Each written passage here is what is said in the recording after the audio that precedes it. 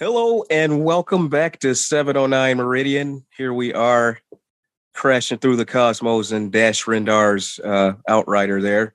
I'm D and this is Andrew. Hello. And here we are in the midst of our summer of duologies.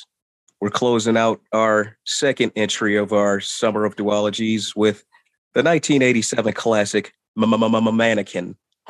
There is no Max Headroom reference, though. That is sort of weird given the era. There's a Michael Jackson one.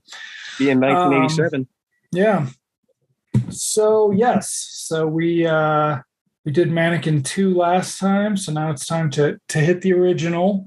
We will be announcing the next set of movies after the show. So stick around for that. And if you don't want to watch along, you can listen to the unsynced. Yes, sorry, the unsynced version that is available in your podcast player or on YouTube. But I'm ready to go when you are, sir. Yes, sir. Go ahead and counter down. All right, 3, 2, 1, play. Leo the Lion, who was not there in the movie theater. Leo, it was a Fox release. Right. I don't think Fox ever had the home video on Mannequin, though. I know when it ran on TV, it was Fox. Was it still Fox? I wonder if they had the first HBO. One. It very quickly went to EP VHS releases and things like that. Big video hit. So here we get the intro. Now, the second movie, of course, turned this into the whole fucking plot, but in the original, it's just a gag. Yeah, in Egypt. Very Egyptian-looking Kim Cattrall. Yes. Almost as Egyptian as Elizabeth Taylor. Liz Taylor, right?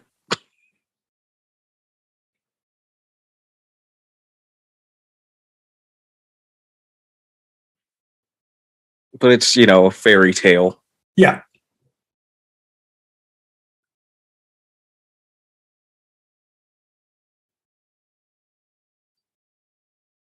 Shockingly, this is like probably the only time Kim Cattrall didn't play the full-on, sex pot. Certainly in the 80s, right? Like right. Between Police Academy and this, yeah. Like those were the only times she sort of played it sort of relatively straight, Yeah. She wasn't that, sex kitten.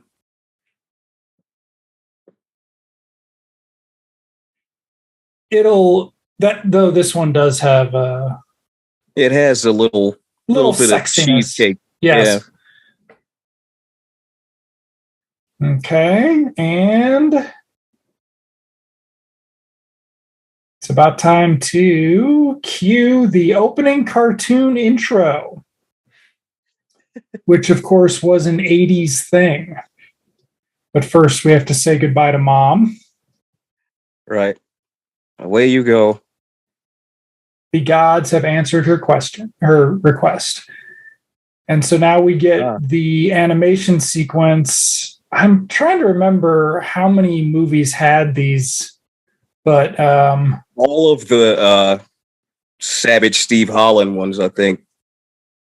And definitely I think it might have been the same animation company that did the great Patrick Dempsey classic Loverboy. Oh wow, it had one? Okay. Yeah.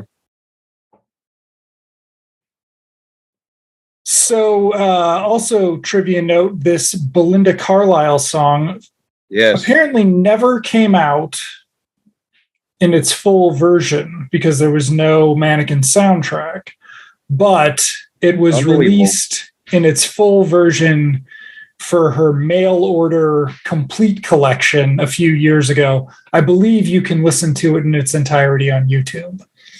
I think somebody uploaded it there. But yes, so the credits are showing us that Kim Cattrall's Mannequin has traveled the world through time, which is quite different from the second one. And it's been a hell of a journey. So Art Levinson, I feel like, is a professional.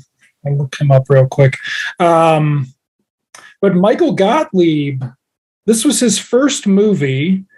And he is the brother of Carl Gottlieb. Oh, wow. Yeah. Of Universal Studios?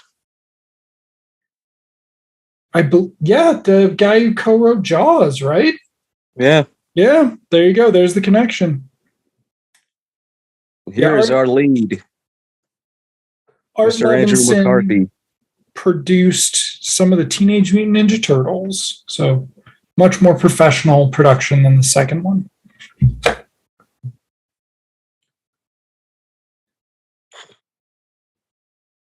As we'll see from the being able to get My Girl. But yeah, so. Which it had to have been, what, the cheapest song? Because it played, I mean, they played a lot of Motown in movies, but My Girl was probably one of the most consistent.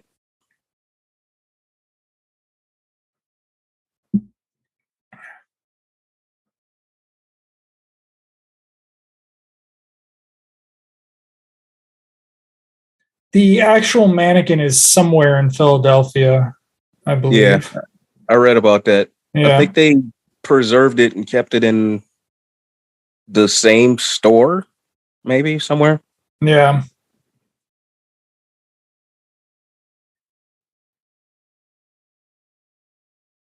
So for the longest time, when Mannequin was on video, it said it was 90 minutes with that sort of approximately thing, but it is actually 89 and change. Just right under. Yeah. Yep.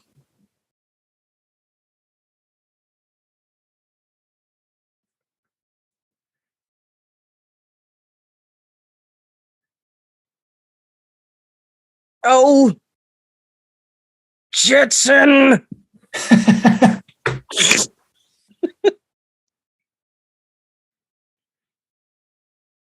And the Mannequin does have a closer resemblance to Kim Cattrall than the sequel did to Christy Swanson.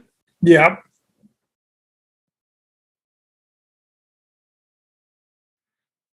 And off we go to Other Jobs. Other Job comedy montage with occasionally familiar supporting actors. But now,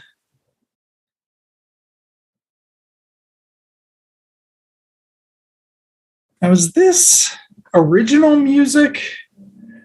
I think so. I don't think this was a song.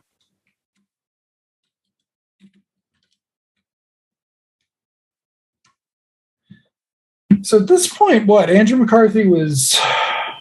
This was the same year as Less Than Zero, right? Or was that 88? Yeah. What a flip. Like, for both Andrew McCarthy and Robert Downey. Yeah. You know, he did, Robert Downey was doing Pickup Artist with Molly Ringwald, which was a dud. But then they just turn around and do Less Than Zero after doing this stuff.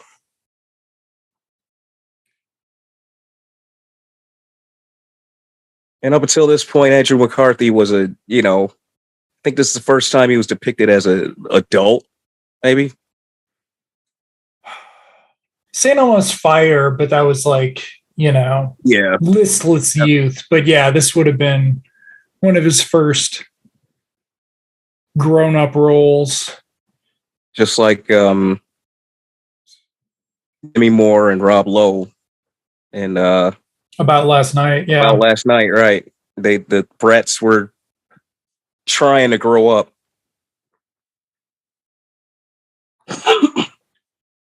Now here, yes, this is definitely the original music. So this is Sylvester Levay, who did a number of 80s scores.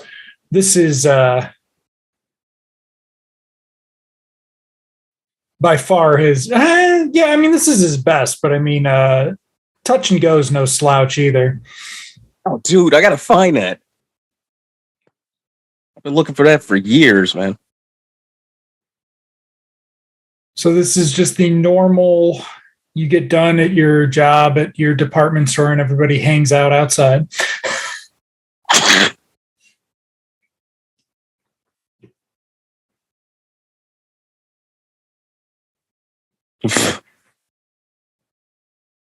And that's Carol Davis Who's in playing the surprisingly girlfriend little. here. Yeah. Only other thing I remember her in is If Looks Could Kill. She's better than what she got. Yeah. That's what's his face. What is that guy's name? Yeah, I've seen him and other stuff.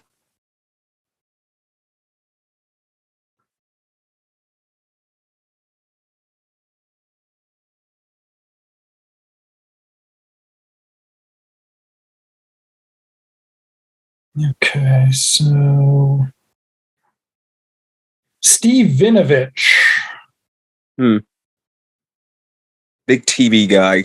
Yep, still working today.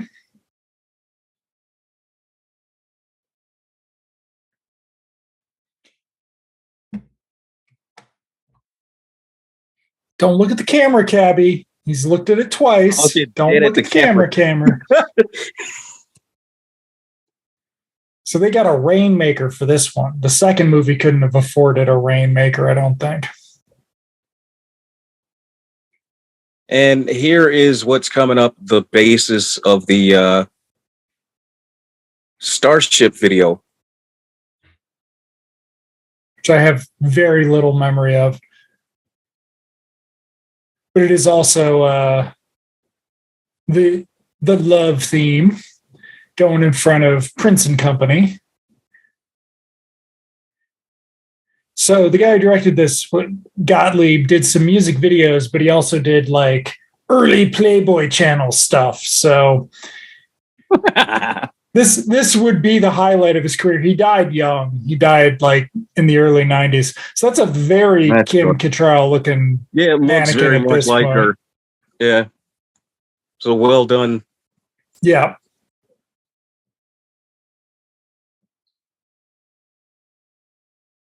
So in a way, this is kind of a, Pinocchio-ish deal. Yeah. He's emotionally attached to this mannequin. Trying to think. I mean, there's some other sort of gentle 80s rom-coms like this. Crazy Moon reminds me of this a bit. She just magicked this motorcycle on. What's a shitty clone of this, though? Remember Date with an Angel? No, because I never saw it. But I remember never the saw it. box. Thank God. Don't ever see that fucking. Oh, here we go. Stell Getty, who they could not get back for the second one. This is probably one of the few times you saw her in the 80s and she wasn't, Sophia from the Golden Girls. A lot of people didn't even recognize her.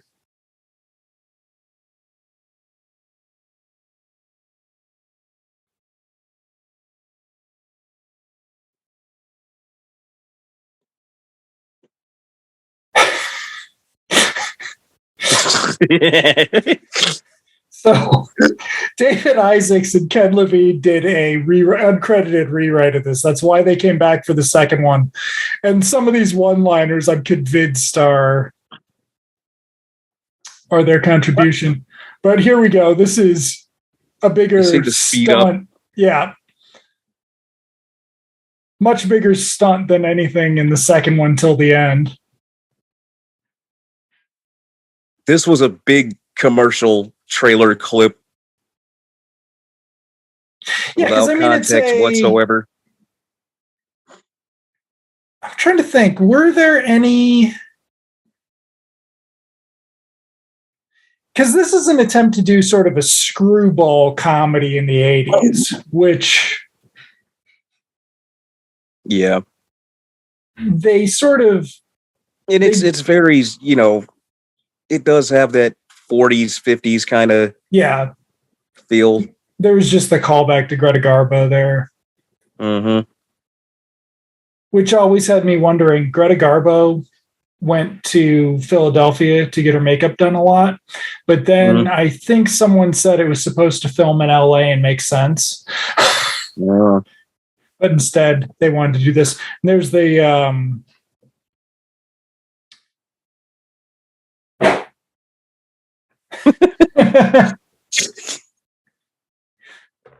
So, I mean, it's the same location as the second one shot in the same location, but they shot it entirely differently, which is going to be really weird. Oh, yeah. They spend so much time. It's not in any way grandiose. No. Here we go with Spader. Spader playing against type. Kind of. He's got the Cobra on his desk. He's still a jerk, but he's a Weasley jerk. He's a Weasley nerdy jerk, yeah. You almost don't even recognize him. No. So James Spader is one of those guys where if you read interviews with him, he's like, I never watch my movies. I just do them for money and stuff like that. And I think... Here you could tell. Oh, yeah. But what's funny about...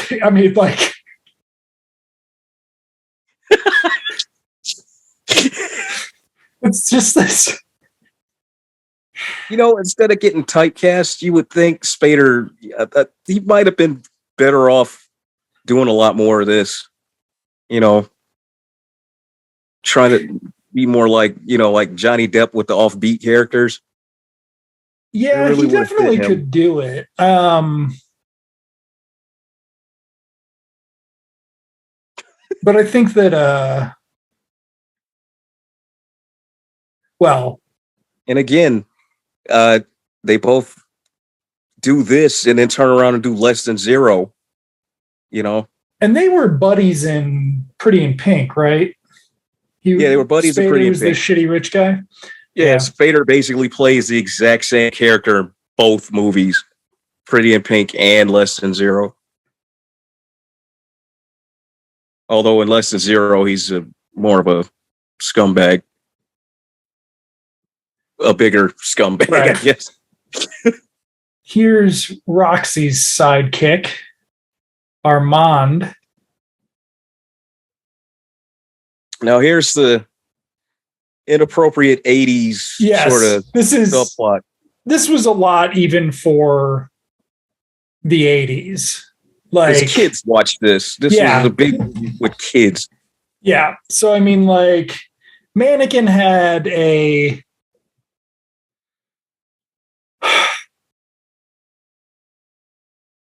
it had a bad reputation. It didn't help that what's it called made fun of it at some point in the early 90s. Mystery Science Theater. I don't know if they did a full episode, but they made fun of it. I think they probably in the City Limits episode. Oh, I think it was in that. Yeah, I think it was. Yeah. But yeah, so it got a bad, and then it also was just a little bit too PG-13 for a PG movie. For a PG movie, yeah. It's very risque.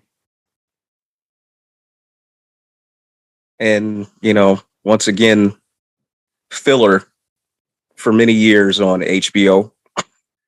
Yeah, so... Till Mannequin 2 came out.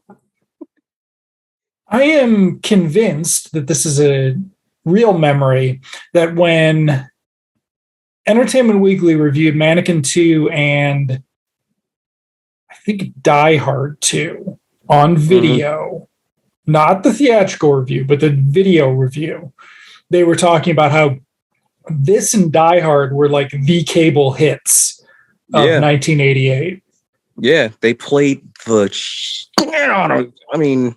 But Die Hard was not a theatrical hit. The second one was the one that was the big hit. Right. Oh, here we go. Here's Hollywood. And here we go. Meshach Taylor. Hollywood, Montrose.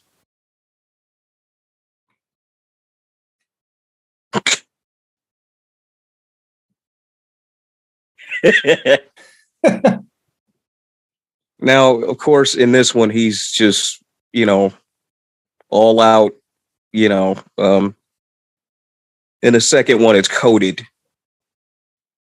Yeah. He's referred to as the fancy guy rather than. I don't think Mannequin 2 would have attempted having a reflection of the actor in the sunglasses. So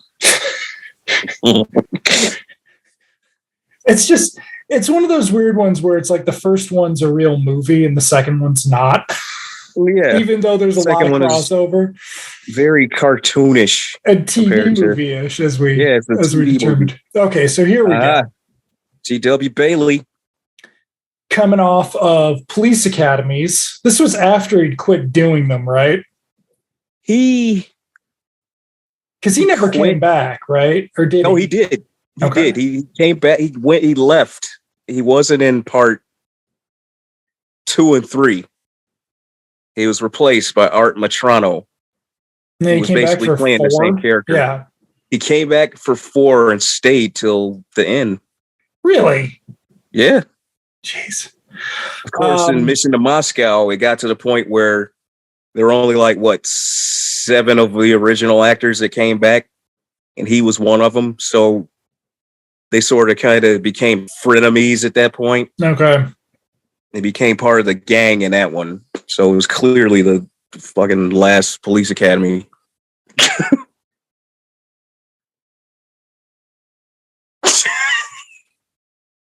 And he's good at this too. Yeah. So this is 87 and gay jokes aren't okay anymore versus Teen Wolf, which was 85 and they were. So right. Like you could drop the F-bomb in Teen Wolf and it's like, Here you just can't say it. No, here it's the villains. Here it's very much offensive and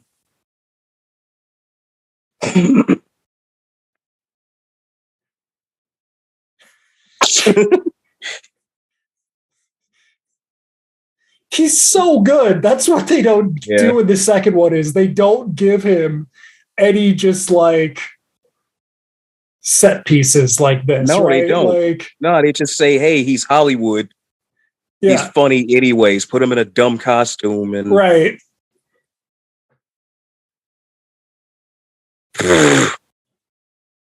But it's one of those scenes where it's you get the feeling that Andrew McCarthy's laughing. Right, he's genuinely. Yeah. This is his Meshach Taylor's the prison scene, the jail scene in Trading Places with Eddie Murphy. Right. This is his bit. Everybody remembers this part. Hollywood.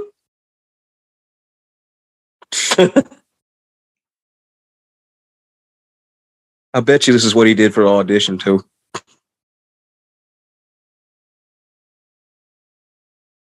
Who do you think it was between him, Meshach Taylor, and what, Ernie Hudson? I wonder who else was up for it. Okay, so no fancy glimmers, just cuts here. Boom, there we go. Music. Yep.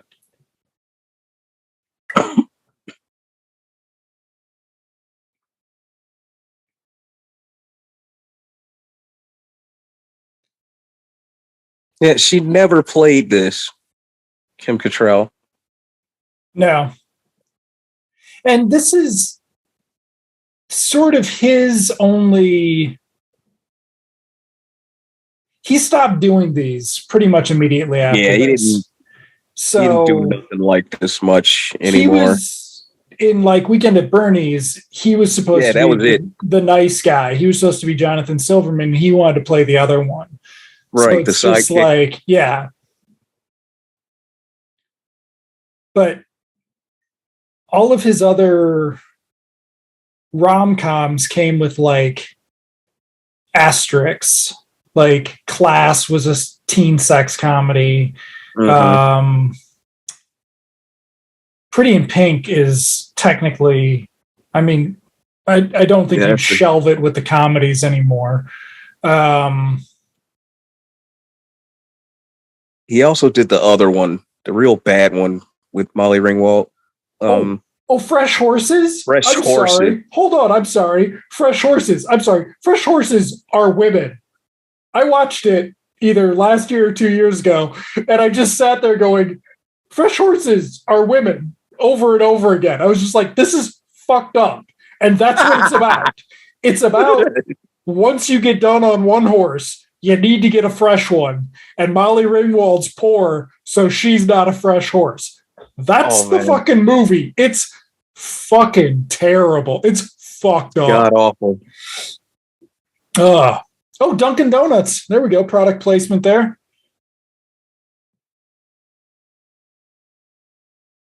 Oh, see, she was very much a she does it all. Yes. Not a damsel in distress like Christy Swanson in the second one. And not at all. No.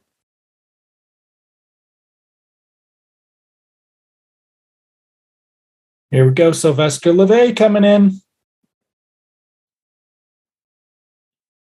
Do I smell a montage coming on? I think there's a montage about to hit. Well, maybe not. Oh, no, we get a little bit of a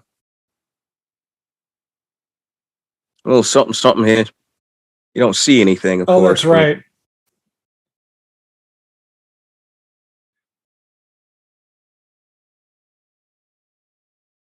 It's very much a trailer bit. Yes.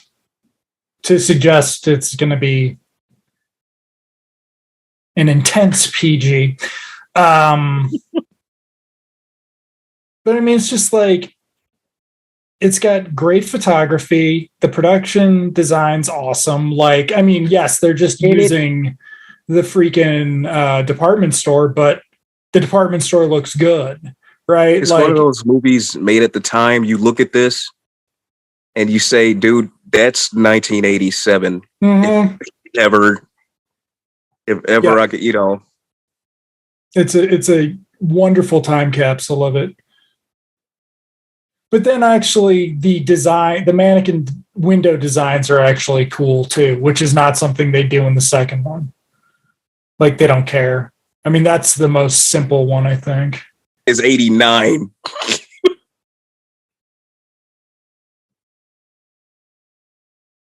See, this was very much. Yes, I remember as a kid watching this all the time too. And you're just like, oh, this guy's a piece of shit. Like, this is fucking weird. He's such a piece of shit. Like, yeah.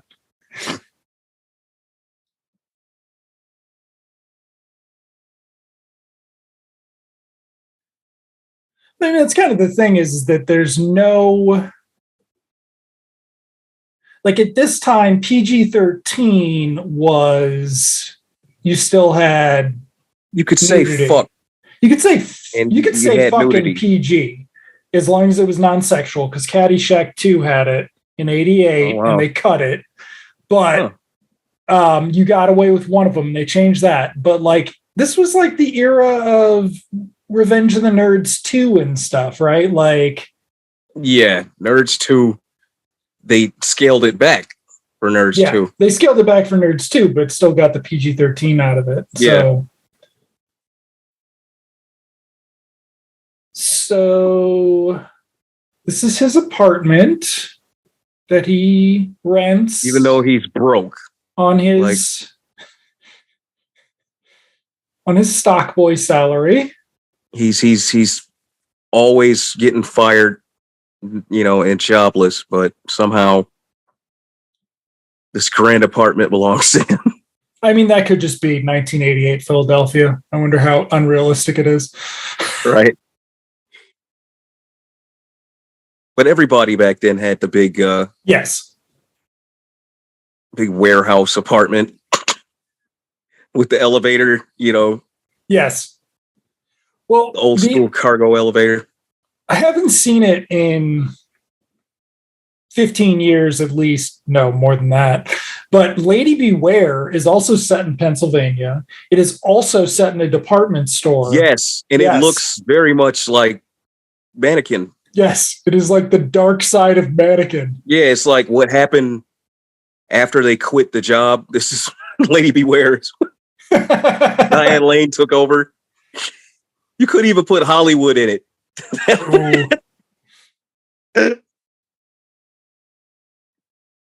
Lady Beware has a fucking soundtrack release. Mannequin does not. Like, it's one of those, like, yeah.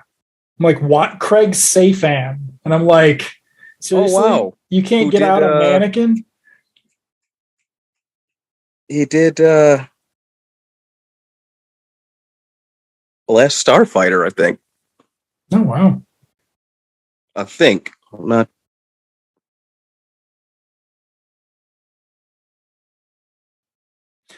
The other thing is like, you can't understand department stores now. Like, I didn't ever think department stores were going to be one of those like things that you would be able to tell people about being like busy, incredibly busy places of commerce. But once upon a time, they really were. Yeah. So yes, the little weasel is trying to sell out Prince and Company. He's a double and agent. Estelle Getty. Yeah.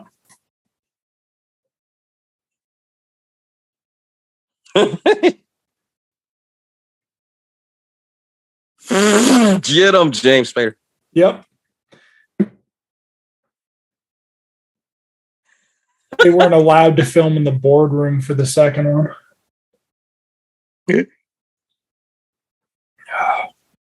See, he's quirky.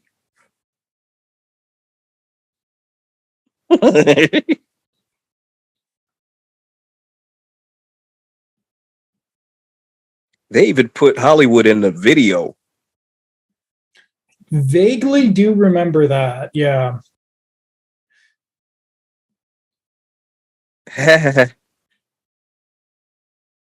Establishing the disguise for the second one. Yeah.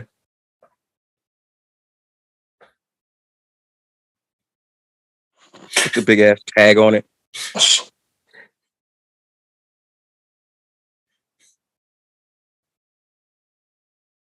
See, I'm thinking they let him ad-lib some of this because... Yeah, I mean, Andrew McCarthy seems utterly surprised by half he's the just lines. Like, right, he doesn't know how to... He's trying to follow him, but... Yeah.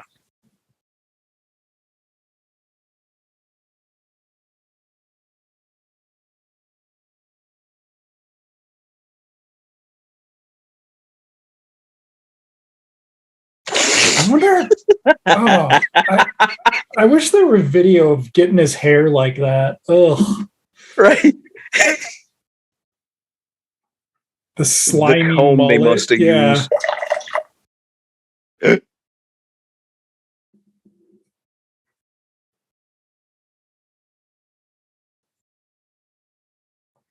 I like how she's got the Scrooge McDuck glasses.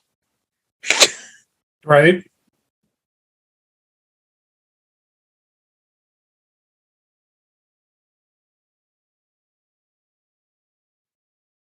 Having good grief, 20 extras in a scene is also a very 80s thing. Like, that also does not happen.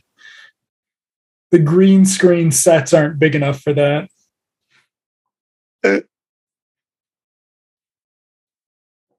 It didn't work, buddy.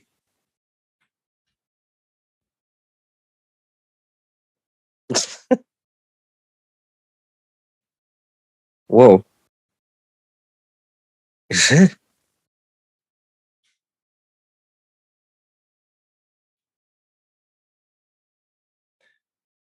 Yeah, so timeline-wise, this is the afternoon of the morning that he discovers the mannequin is alive. Mm-hmm. And this, I like how this takes place over time, Mm-hmm. as opposed to when you think about the time frame of a movie like Weird Science, which only takes place in a day and a half. Right.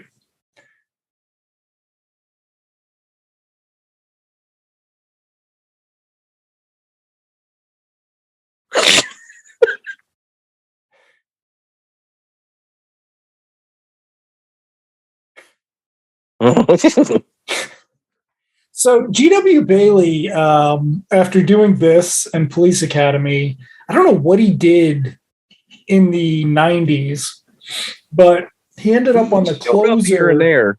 and Major Crimes as a straight man, and he's really good. Right. Like He's really good. the He's very slept on. Like, yeah, you're right. I that don't know whole what the hell show he did is the in entire the 90s. Who else is in that? Tony, oh God, what's his name from Crime Story? Anthony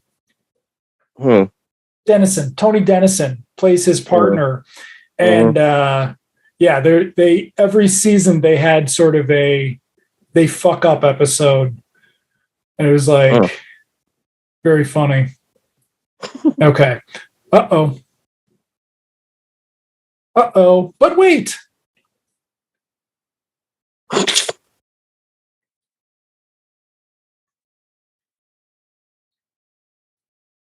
Well, see, she's been around. Yep. And we saw that in the opening credits. I'm trying to think. 87. This was long before, well, not long before, but this Coca-Cola product placement. This was before you would have ever thought of this as a TV movie, right? Like they didn't have TV movies like this. 89 would have been your first year that you started having. Cheapest TV movie to do, really, right? Because you don't need special effects. No, but you do need to actually be able to film in these places. Yeah, these locations. Well, also TV movies. Only Disney really did comedies. They were either docudramas or.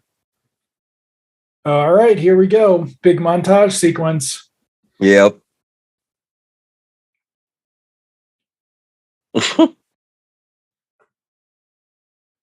Uh-oh. She's feeling it.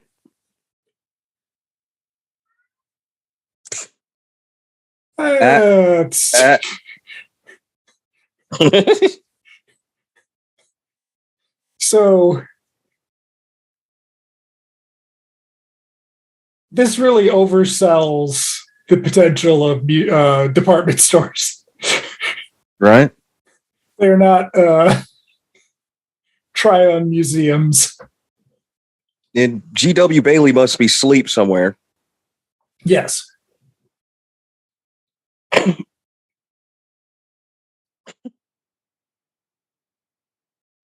this is also interesting because you're like, what did they think this was going with? Did they have the song picked out, or it's a montage of 1987 fashion? Which is better looking fashion than when we do the 92 or whatever. Oh yeah. Yeah. That presentation with the here she comes. So here's the Phantom of the Opera thing, because Phantom was big in the 80s. I don't think they were allowed on that level when filming the second one. And of course, because it's the 80s, we're going to have some punk rock. 80s especially with Hollywood the jacket. punk rock. Yes. And the hair. Very Eurythmics looking bit they got going. It looks like Kim Cattrall's singing something, and it's not this song. I wonder if it matches. They probably did play a little something. Yeah. So yes, it's Tommy Bahama meets Michael Jackson hat tricks. Makes you wonder how did Andrew McCarthy have to practice that, or was this his secret talent? I really wonder if they got along, the two of them. I mean, I tried to bait him on Twitter about it, and he never responded to me. But I don't know. I mean, it certainly seems like they did, right? Like, well, the way he puts it, he was very, very serious back in the day. So it seems like she might have had more fun than he did. Yowza.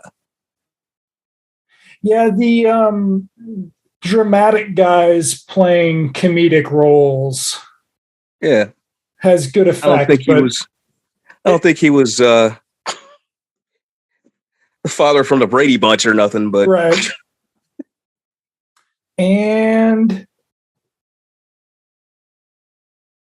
Robert Reed, who did the whole show and sat out the last episode. He refused because of the hair dye story. really, I didn't know that. Yeah. Yeah. He's not in the very last episode of the Brady Bunch. He was on set. He refused to. He refused to leave set, but he wouldn't do the episode because he said that the shit was just too ridiculous.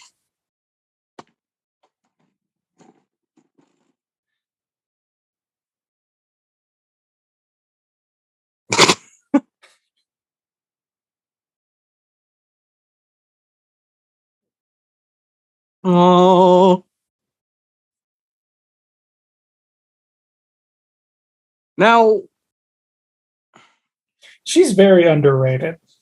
right, because she's clearly having fun with this. She did a Canadian sitcom slash dramedy a few years ago that's supposed to be pretty good. I've always wanted to check out, but Now, did she appear to everybody else as a mannequin before, or sped up again. sped up? Yep.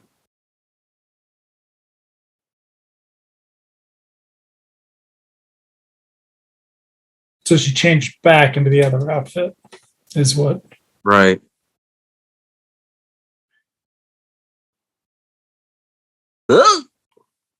Womp womp. Screwball comedy. Yep. There's just no way to time that, though. Like,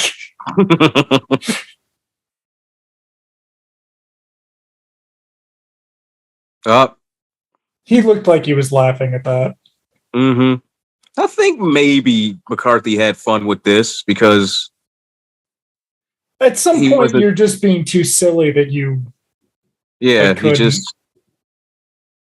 you can't be too uptight. And this wasn't one of the Brat Pack movies, so no. And we see what happens when he's too serious, like in Less Than Zero. Oh God, yeah. Although that one wasn't horrible, it just, I think somebody else probably is. The half-eaten apple there seems unlikely.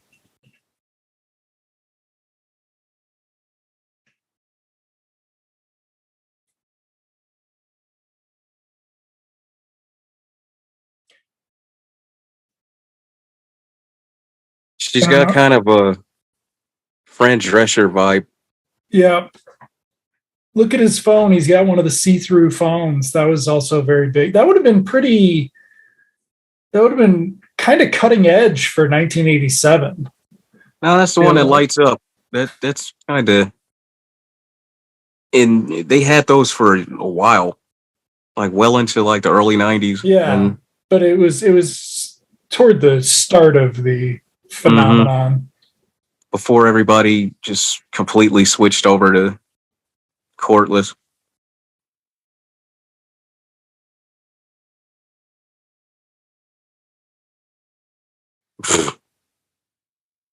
And they didn't have to take they didn't have to take terrorist out of it like they had to take it out of Kindergarten Cop. Hey.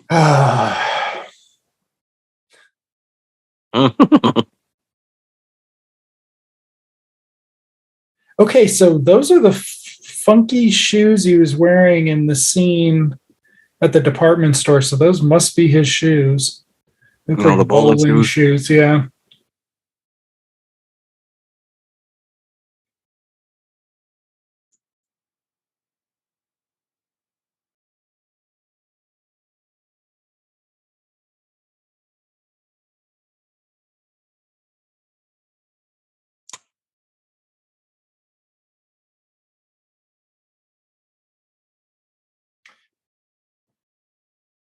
So this is, where are we? We're exactly halfway through, and we're getting to the jealousy subplot.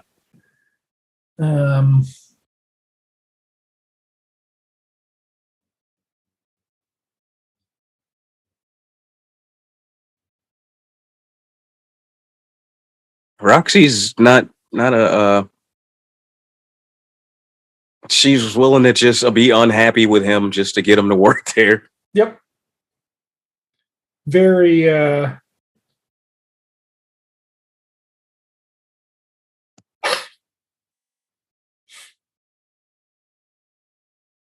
Toupees. Womp womp womp.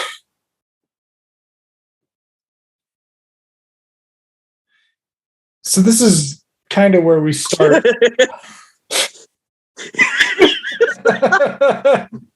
No.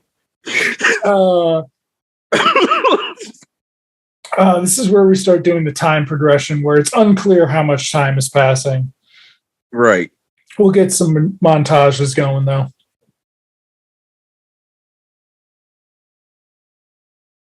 They always get so much emotion out of bulldogs.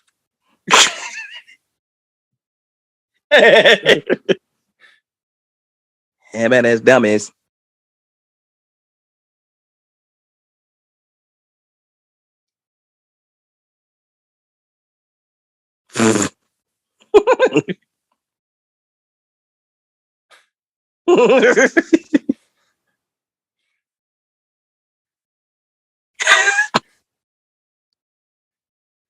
The fact that he's the one guard there overnight.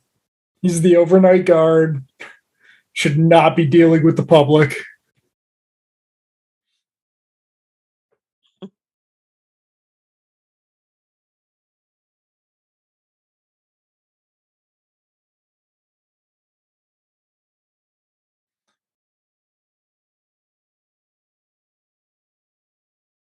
Now, Gremlins had department store display fuckery, right? Like the Gremlins messed around with that stuff in the original.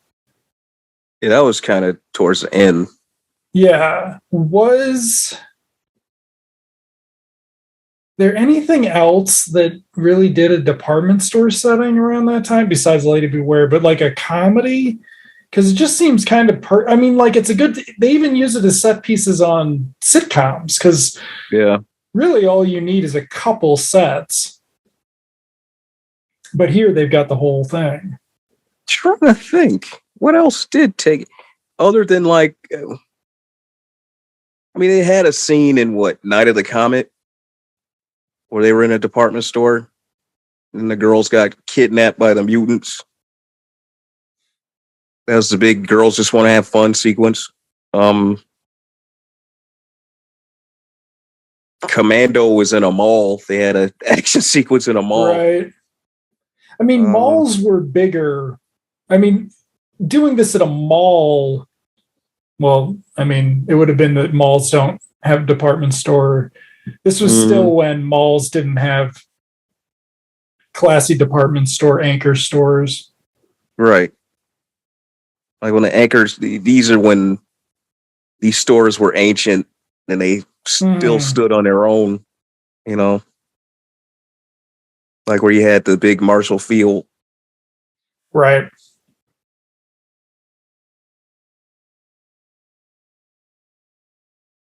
And then it would take years to convert them to other kinds of spaces. Like how they didn't use this. Yeah, in the it doesn't second in one, any way look as big as this. Yeah, it's like, it's not rocket science. I mean, like, you do see that it's like a couple of stories, going, but Yeah. it's nowhere near as grand or the scale is much smaller.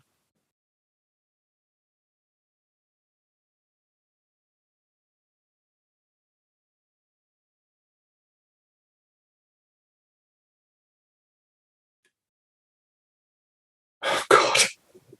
He's the worst fucking. I just don't like his character. Like, You're not supposed to, but I mean, it's like it's weird he's because really he's there. bad. Like, And it's not even because he's, shitty foreigner. It's just, ugh. yeah.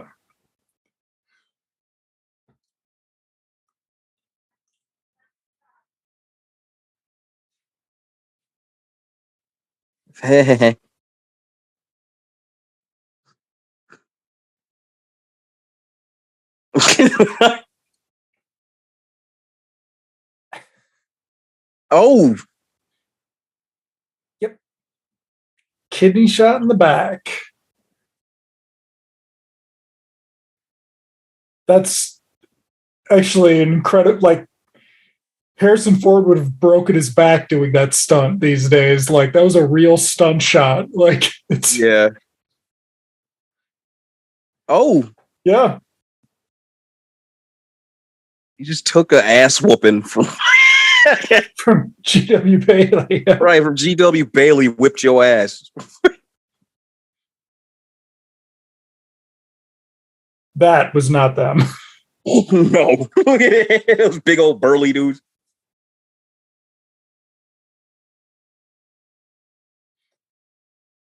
The weird part is she didn't kick him from over there, and he would have No, seen the dummy.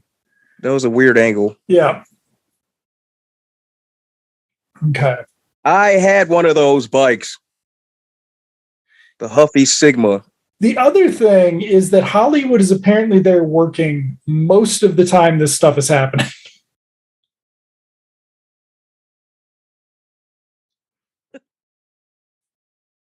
Oh, yes, the bike where the spokes had the plastic cover. Yeah, the thing over it. Some jackass stole it. It was a pretty basic bike, anyways. It just looked cool. Right. Call back to her wanting to fly. I don't think that's how hang gliders work, but No, it's very much wire work. and unlike when they put William Ragsdale in the crane for the second one, they don't get Kim Cattrall anywhere near this. No, And I don't even think it's a person for most of it. I think it's the dummy. yeah, it's just a dummy in there.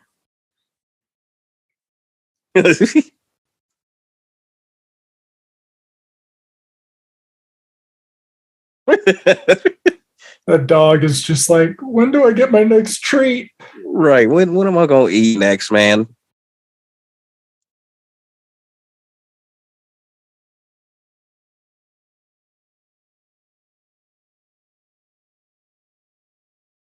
Oh man. The magic of the 80s. Mm-hmm. Here we go. And then just this look. I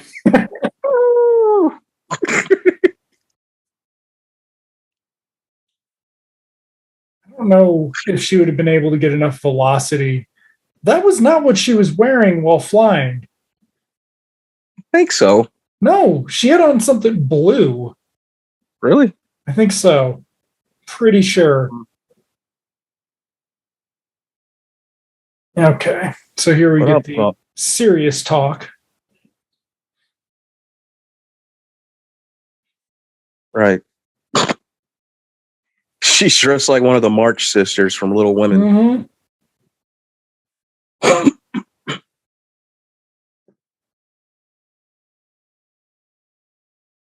Very maternal here.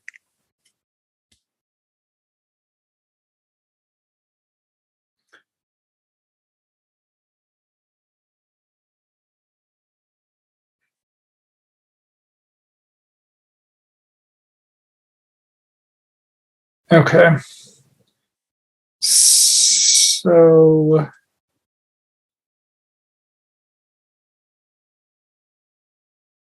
You know, it's a pretty good movie with Andrew McCarthy around this time. Kansas very serious compared to this. with Matt Dillon. Yep. Matt Dillon was all over that one. So so they didn't have time to do the display, but apparently they had time to put the bus on the Right. They exterior of the put the window. bus in there. Yep. The other mannequins in the bus. Mm-hmm. And all this before, you know.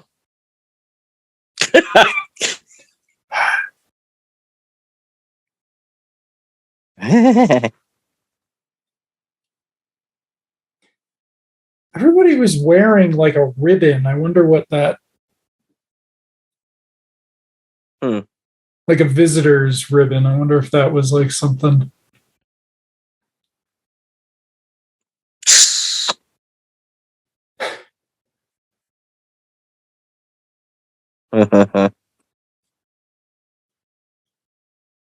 G.W. Bailey has one of the fantastic comedy scenes later on in this. I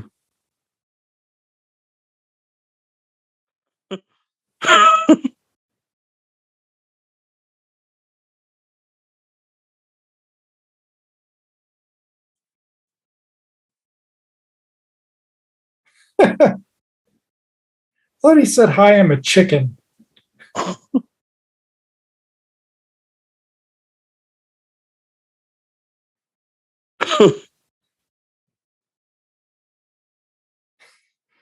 No.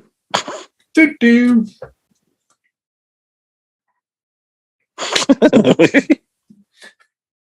That reaction insert. Mm-hmm.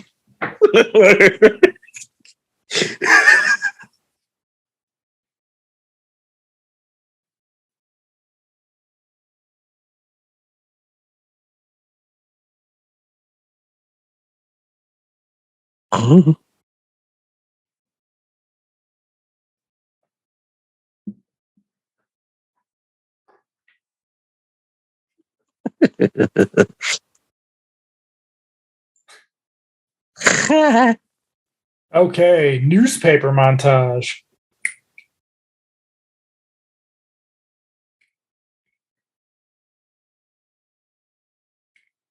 Boy, Philly just keeps their expectations low, don't they? Oh yeah. This is the big entertainment they got going. It's like Christmas every day.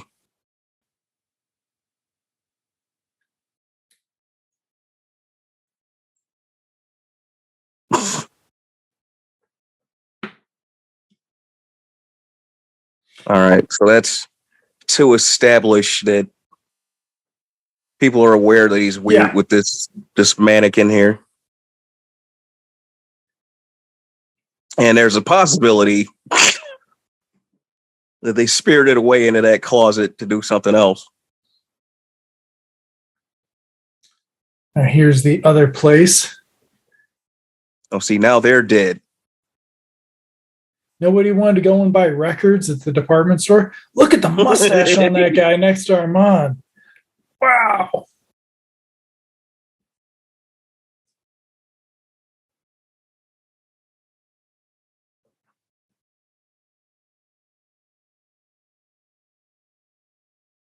Cutthroat world of Philadelphia clothing retail.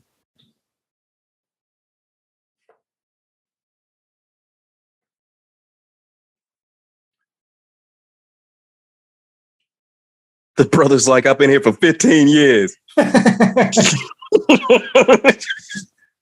don't think anybody in that scene was in the board meeting before. I think it's a totally different board. No. So how long did it take them to get those photos? Right? Unless they developed them themselves. Mm-hmm.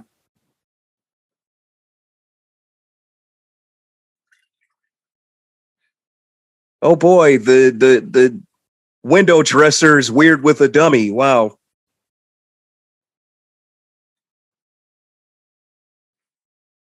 Now, slightly sympathetic Roxy. Mm-hmm. I don't think that sustains for any period.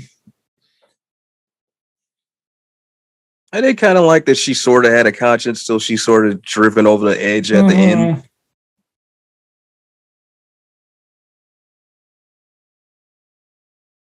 Nope. He had a broken blood vessel underneath one of his fingernails. You saw that? Yeah. Yep. Okay, so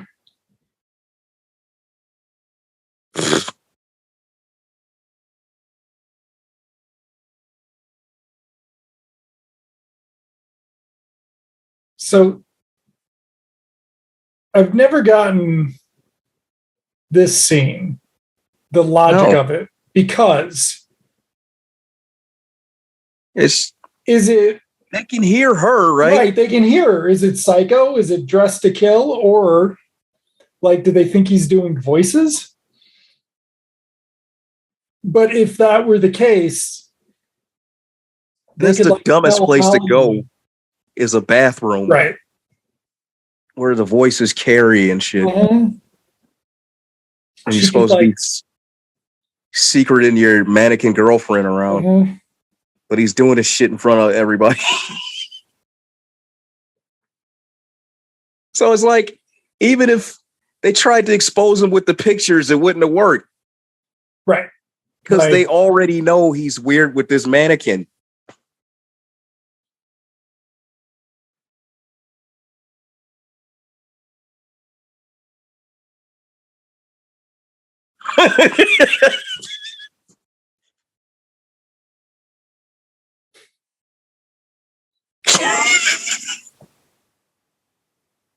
Hollywood doesn't notice that it's weird that the thing's got working eyes. Like, right.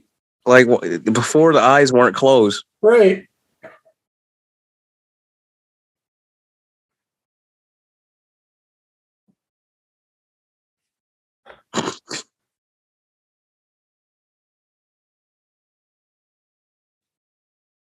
Did they just give him different variations of those same glasses? I think so. Something to match each outfit. Yeah, whatever he's wearing.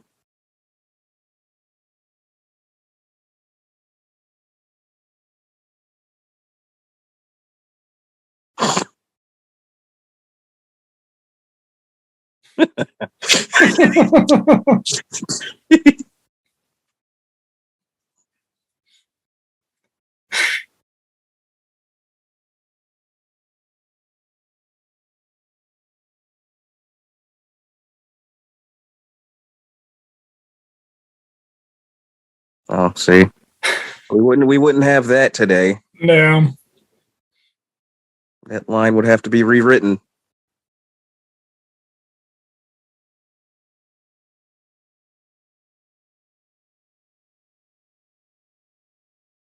You know what? I'm so team Kim Cattrall right now. She's really good. People really slept on her. Yeah, like they totally did. They totally did. They wasted. Yeah, like it took her to be what second banana on with to. Yeah, that's another reason why she'll never go back to that shit because she's too good on her own. Yeah.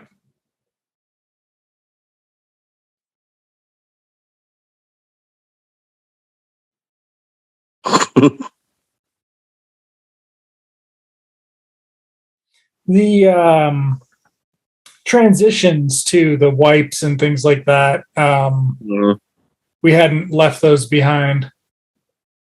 Oh, it looks like they filmed it in 1986 back there. Oh, the chart. Yeah.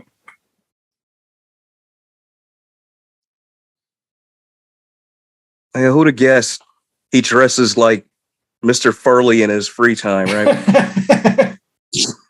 I was just wondering, how old was G.W. Bailey in this? Like, is he like 32? Because that's gonna. That's what I wonder. Because he must have been a lot younger than he looked. He was. Where the hell is he in these credits? There he is. 44. He was only. He was in his mid 40s. So that's.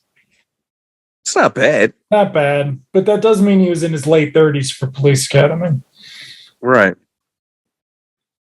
Yeah, that's what I mean. He was a lot younger than he looked, that he put on. Because it seems like he's playing somebody of his 50s. Mm-hmm. All right. Here we go. Next montage sequence.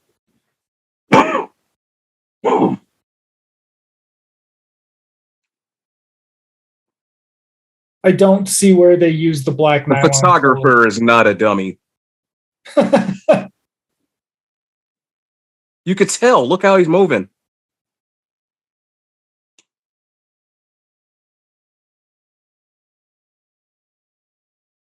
See, he's moving. Yeah, he's trying not to. Matter of fact, one of the mannequins isn't a dummy either. That's weird.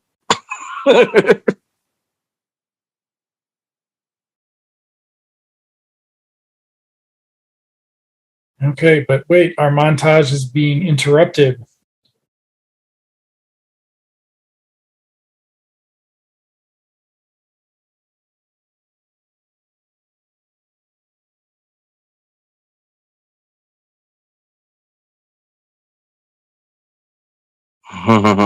Trailer moment. Yep.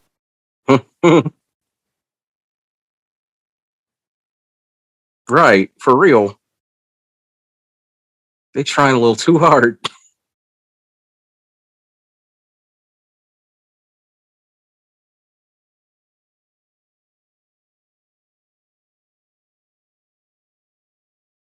Oh, is this where she just gives in? Yeah. This is so. Yep. It's and then it gets or.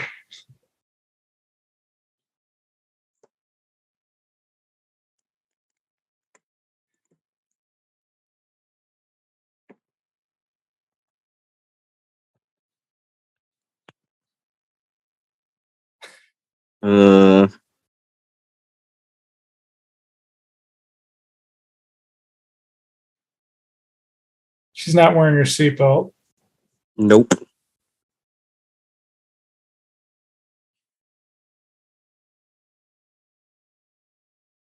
Okay.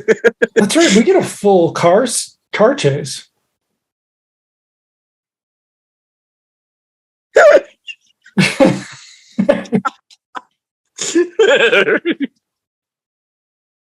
Oh, he's got the tinted glasses. Mm-hmm. You see his Mm-hmm.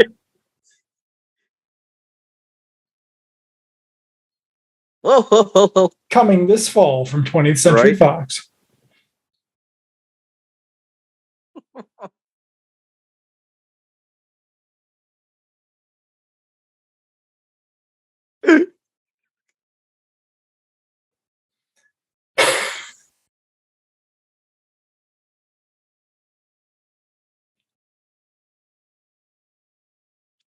This is also shades of the Heavenly Kid. Oh, wow. Yep. The Heavenly Kid did a lot of sequences like this with, the angel is driving the car, but nobody sees him driving. The stunt driver for Andrew McCarthy looks like the guy from the Schwarzenegger's stuntman from True Lies that you see all the time. Like, they look exactly the same. His face is right in the camera. Oh, yeah. There he is. Yeah. Look, that big ass head. I feel like they should have been more concerned about this car chase situation. Like,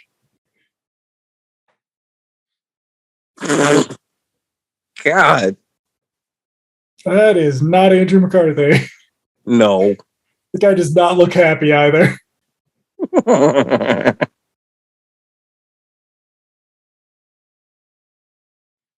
Because you needed extra scenes to put in the music video. Yeah.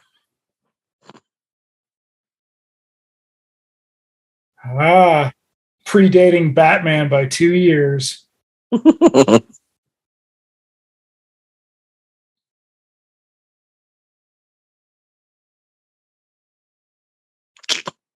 James Spader deserved his whole paycheck for that shot. Like, yeah, right. Like they should have doubled it.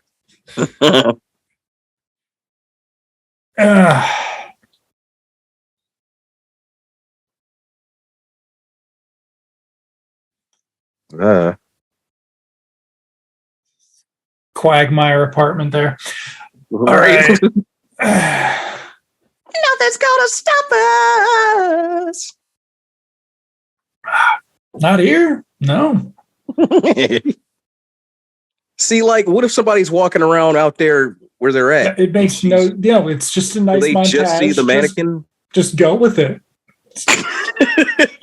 just a nice Sylvester Levay montage. Or is she alive because they went on the other side of town?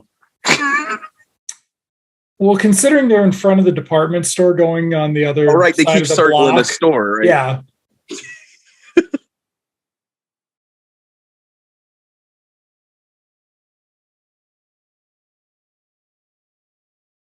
Oh, man. 1987. Yep. Soft Notes. WNUA. Going out to the pier, and to which they follow up with the tent.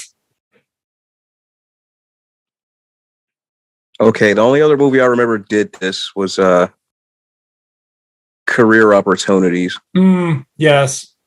With the tent. And well, the other thing is security cameras.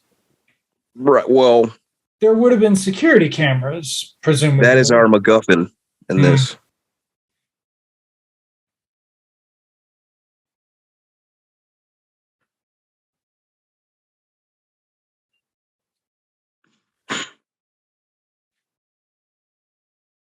So this would be the photography window because only a few hours have passed. And they seem entirely unconcerned with... Did they even know it was Felix and Richards? She flipped him the bird. She flipped him the bird, yeah. So I think they knew.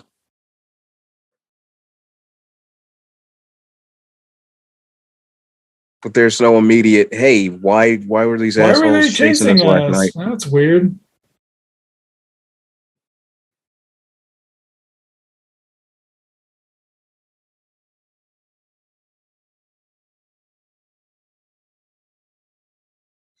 Better return those neck earrings to the display case. The necklace appears to be gone. Oh, they came back. Somehow he still had keys. It feels weird enough that maybe they inserted the chase later. Like, I don't know. No, they doubled back, so no. Yeah. Because you don't need the car chase, yeah.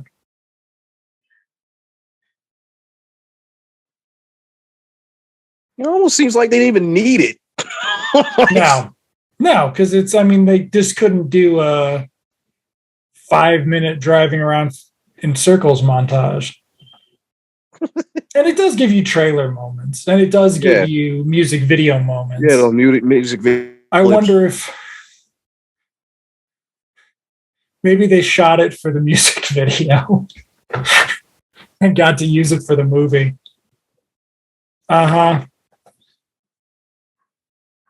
Richards with his face there. Oh,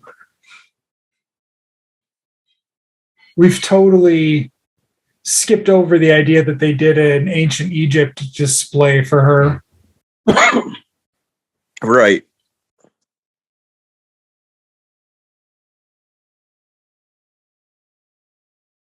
Uh,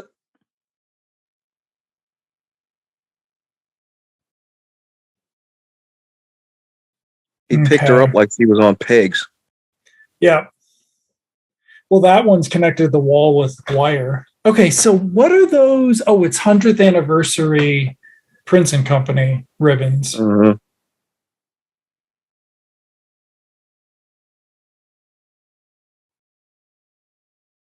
As opposed Yeah. to G.W. Bailey got in trouble for that. Right, exactly. And he's naked.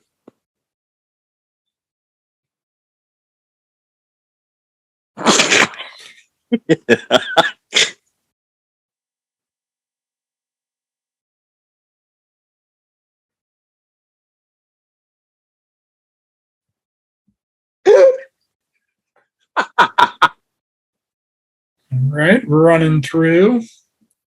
Is this where we get the car? I see.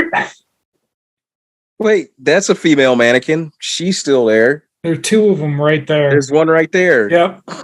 Yep. Two of them right there. There we go. All right. A luster, of course, is 2 blocks away. So, and we do establish the protecting the car. Yep, speed up.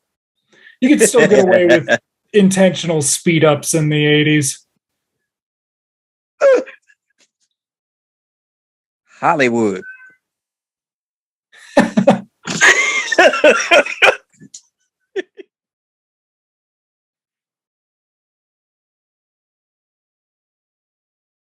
Oh, wait a minute. Is this it?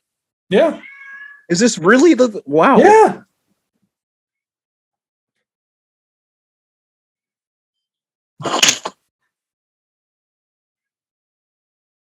It's a I don't know how long the end credits are, but it's because the end credits are going to have the entire song. Oh, you're right. They play the whole 3 minutes. So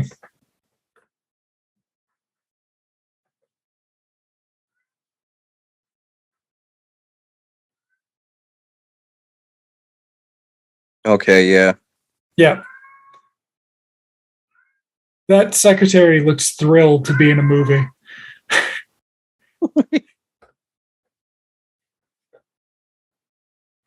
Whoa.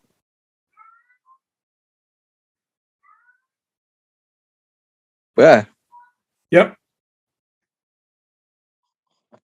Jonathan's far more adept at security stuff than the security guards. She couldn't be that fast. Presumably, he doesn't know where he's going. Right. Yeah, she went straight to it.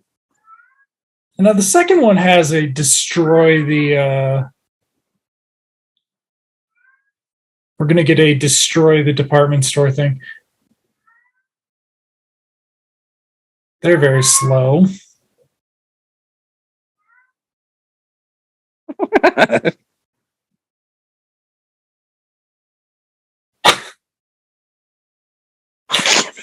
Spader in the hair.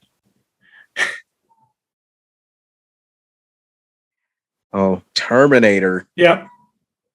He's upgraded. So what, he had to put Rambo down? Jesus. Pretty damn cruel. Oh, to God, that's not what that means, but it kind of implies that he's just like... It's...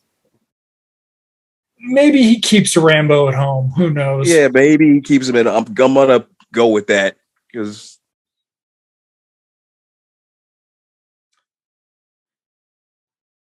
80s pastels everywhere. Woo.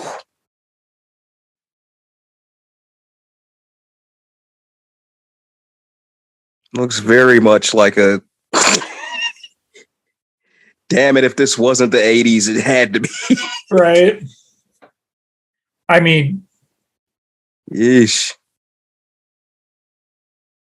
What's weird is it's like they're clearly doing screwball beats, but they're not actually trying to match them. They're not trying to with the catch them or music. nothing. It's weird.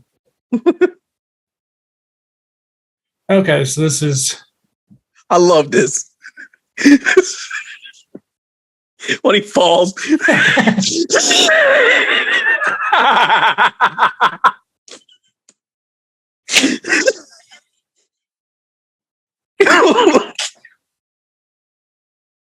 Yeesh. So we're only about 3 minutes into this. I don't know how they're going to get another 6 minutes out of this. Oh, well, there's this. You know, there's the whole. Yes. Oh, there's the whole hose scene. We still have Hollywood The hose to save and the the, day. Yes. yeah. And the Hollywood's Han Solo moment coming up. this Dudley Do Right bit with the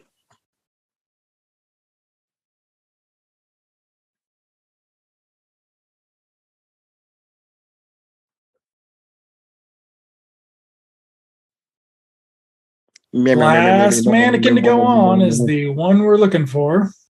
Is that a stunt? That was a stuntman in the first shot. That was a stuntman taking the fall too. But Andrew McCarthy couldn't do the looking surprised down the hallway.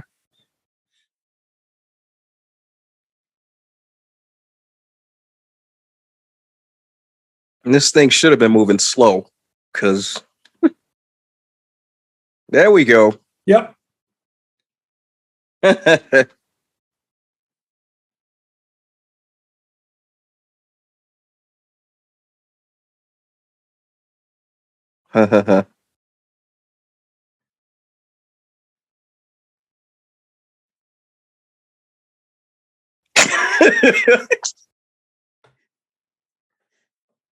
The dummies just keep walking into it.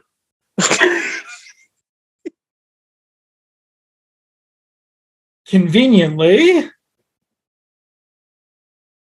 Ding dong, the witch is gone. That was in the trailer. Oh, there's Homeboy. Yeah. So he was a maintenance man for Illustra in this. Yeah, and then he went and worked at Prince and Company. Obviously, he was a security guard. Yeah, he got a promotion for being, saving old girl. Right. There couldn't be any other confusion than that. No, it's so obvious, right?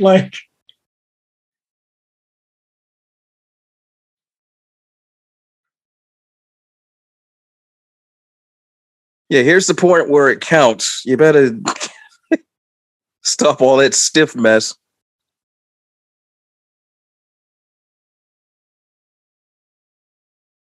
So presumably, somehow, the guard is going to see enough of her to realize it's a person. Or him. Because he's going to shut it off. Yeah. Right? Yeah. She finally broke the curse, I guess,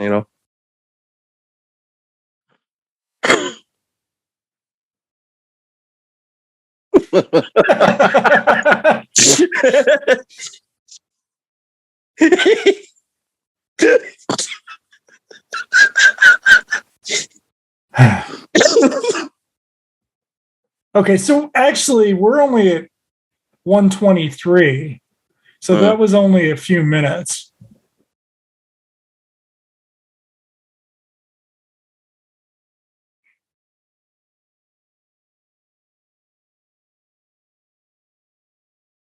And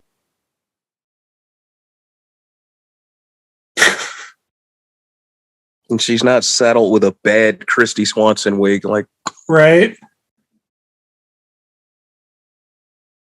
So I hope I remember this when we get to it, but yeah, so he thinks he can bring a mannequin to life by kissing it, and he finds Roxy. So it would have been so much better if she'd been that girl in the second one. Yeah.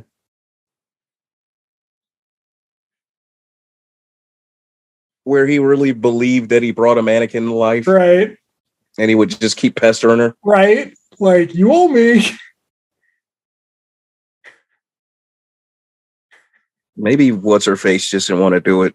Oh, I bet they didn't ask a single person because what they couldn't afford Estelle Getty, really? Right. Oh, well, she was super busy. What was Mannequin 2? She was still coming off of Golden Girls. It was still, I think it was still going, right? But I mean, like, seriously, a cameo? Maybe.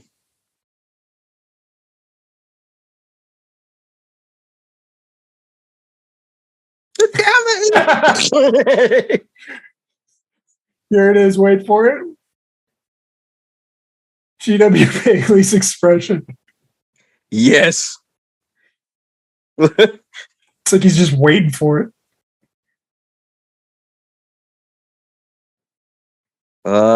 Fancy camera surveillance systems. There's your MacGuffin.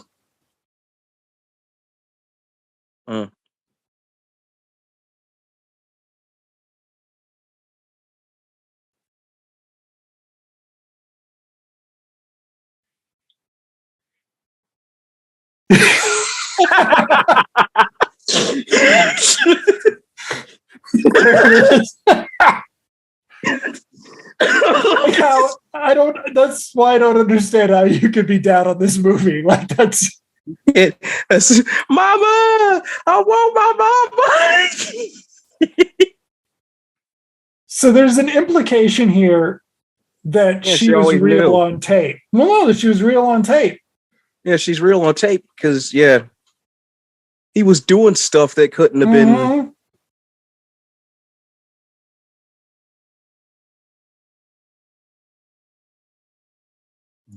Now that's a Sophia line. Cram it. See, and there you go for Roxy. Mm-hmm. Roxy had to go work for Prince and Company. Yep. And here we go. Yep. And it is just going to be the songs because that's it. Wrap up actually took 2 minutes. That wrap up's longer than some Marvel movies have for a wrap up. They also don't have Kim Cattrall giving that delivery though. So, well, how do they top that? The window. I always wondered how they got like Kim Cattrall a birth certificate or something to. Right? They're gonna have to conjure up some papers for her.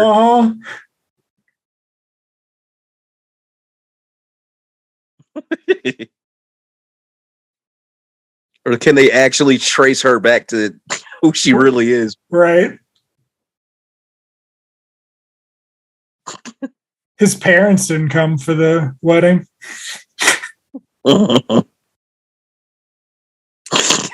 Just saying, they could have done a sequel where they all turn into mannequins. It's the three of them in Hollywood fucking around. It would have been great. Like, it would have been so fun. Kim Cattrall was too good. Yeah. Well, no, because it would have been like, she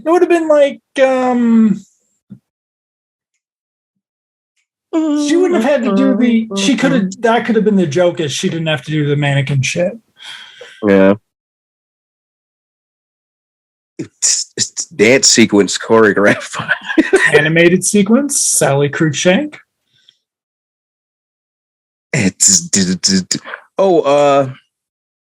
Madhouse. Yes, Madhouse had a big one. Yeah, they had a big one. That was like the last one I can remember. That's a hilarious movie too. John Larroquette. All right. Fade to blue. Yes, the very weird blue end credits.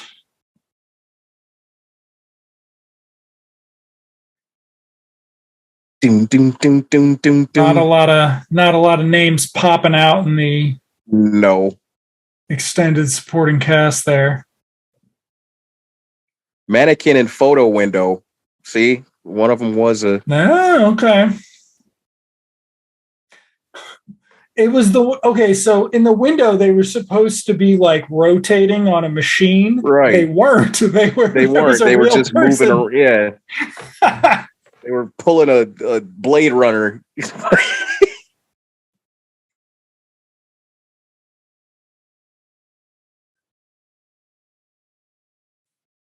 Oh, we got a guitar solo in the song. Okay.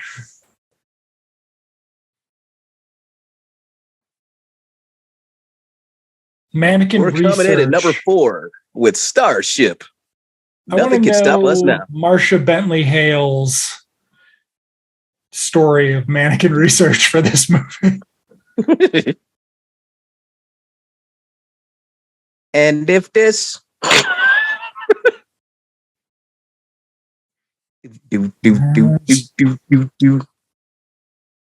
Public relations.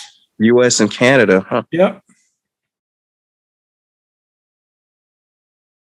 It's amazing they didn't get a start. I mean, was that on just a single then? Like, or was it on their Starship album? Okay.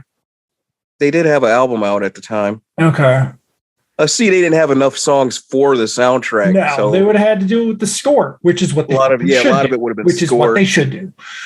Yeah, they should have just did that.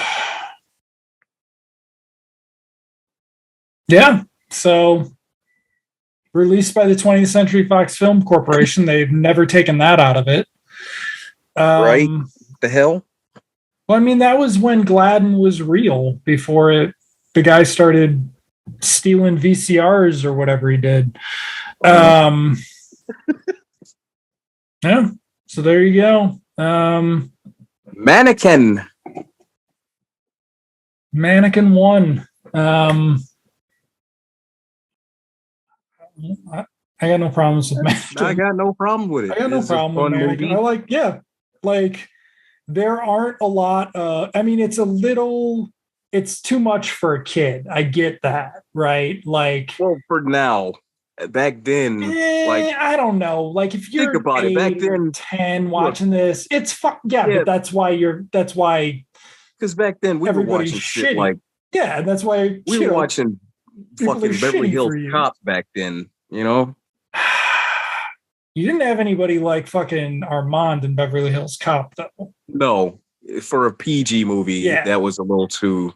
So, like, that subplot, they could have fixed that shit up. But no, I mean, like... Yeah, they would have to clean that up for nowadays. I would fucking, I don't know what I would kickstart a Mannequin soundtrack for sure. I think the time for that is past, though, unfortunately. There's who knows what's going on with... What's that company? Entrada?